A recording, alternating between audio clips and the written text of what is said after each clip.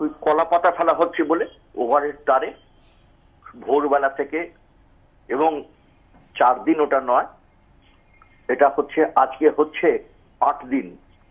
7ই জানুয়ারি থেকে যেদিন থেকে শুরু এবারের এই কলা পাতা ফেলা, 7 থেকে আজকে 19 তারিখ ধরলে 8 দিন হচ্ছে এটা। আমরা 6 দিনের মাথায় তো 17 তারিখে একটা হিসেব নিয়েছিলাম, তাতে দেখছিলাম যে 1281টা কলা পাতা বিভিন্ন জায়গায় এই 6 দিনে ফেলা হয়েছিল। তারপর কালকে গেছে, আজকে সকালে গেছে। তো ট্রেন চলাচল ব্যাহত হচ্ছে, আপনারা সকলে জানেন। ভোরবেলা থেকে 6:15 থেকে, গতকালকেও 6:15 হয়েছিল, আজকেও ঠিক 6:15 হয়েছে। ওই জয়নগর, মজিলপুর, মথুরাপুর ইত্যাদি জায়গায়, এবং তারপরে আজকে তো ওটা কাল থেকে দেখা গেছে লক্ষ্মীকান্তপুর ছাড়িয়ে নিশ্চিন্তপুর, উদয়পুরেও ফেলা হয়েছে। এবং এর জন্য আমাদের ওভারের টানে কলাপাতা বা কিছু ফেললে আপনারা জানেন যে বিদ্যুৎ সংযোগ বিচ্ছিন্ন হয়ে যায় এবং তার জন্য ট্রেন চলতে পারছে না।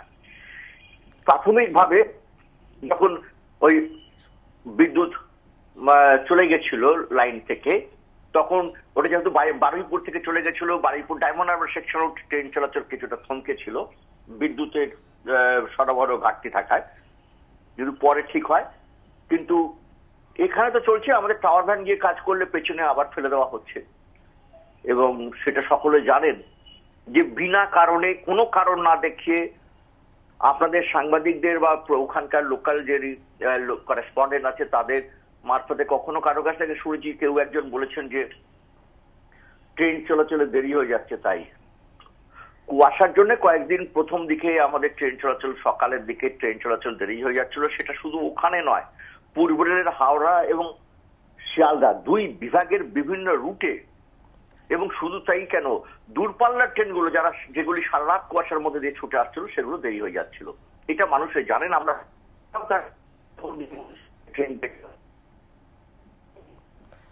সৌম্যবাবু, এখন তো তেমন ভাবে কুয়াশা নেই, আজ কিংবা গতকাল কিন্তু সেভাবে কুয়াশা নেই, তাহলে ট্রেন চলতে কেন দেরি হচ্ছে? যাত্রীদের যেমনটা অভিযোগ যে প্রতিনিয়ত সঠিক সময়ে ট্রেন চলছে না। না, এখন চলতে পারছে না লক্ষ্মীকান্তপুর শাখায়। সৌম্যবাবু, আপনারা এই সমস্যার সমাধানে কি ব্যবস্থা নিচ্ছেন? কি ব্যবস্থা নেবো বলুন? সকালবেলায় ঘুম থেকে উঠে, সকালবেলায় এসে যদি কেউ একটা কলা পাতা ফেলে দিয়ে আবার বাড়ি চলে যান, একজন তুলে নিয়ে গেলে দেখবেন যে আরেকজন ফেলে দিয়ে যাচ্ছে। তো সেক্ষেত্রে কি ব্যবস্থা নেবো বুঝে উঠতে পারছি। কেউ তো ধরা দিচ্ছেন না। আমরা তো বসে আছি মিটিং এর জন্য, আমাদের স্টাফেরা রয়েছেন ওখানে, স্টেশন স্টাফ গুলি।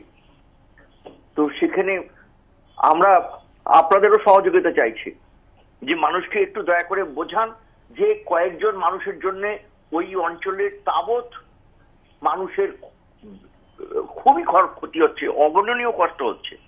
দীর্ঘদিন যাবৎ বিনা কারণে কোন উদ্দেশ্য চরিতার্থ করতে কারণ জানা যাচ্ছে না, গুটি কয়েক মানুষ এরকম কলাপাতা ফেলে দিয়ে চলে যাচ্ছেন বলে।